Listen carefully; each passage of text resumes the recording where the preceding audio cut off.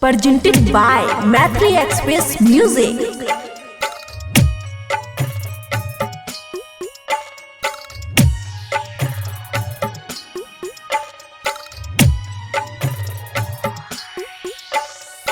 DJ good Madhubani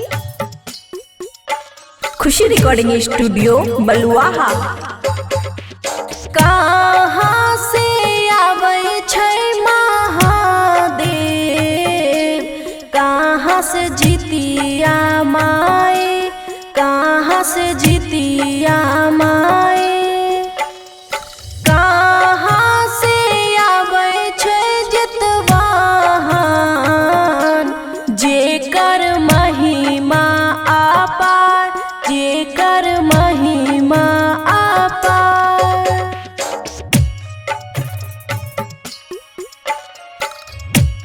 जेकर महिमा अपार, जेकर महिमा अपार। डीजे गुड मधुबनी जेकर महिमा अपार, जेकर महिमा अपार। मिक्स बाय अमन अक्के। हाँ, पर्वत से आवे छै महादेव, स्वर्ग से जीतिया माए, स्वर्ग से जीतिया माए। रथ चढ़ के आवे जितवाहन, जेकर महिमा अपार, जेकर महिमा अपार। कहाँ से आवे छै महादेव,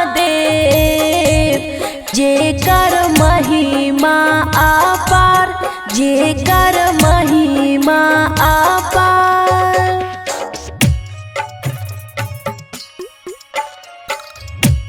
जेकर महिमा अपार, जेकर महिमा अपार। डीजे गुड मधुबनी जेकर महिमा अपार, जेकर महिमा अपार। खुशी रिकॉर्डिंग स्टूडियो बलुआहा।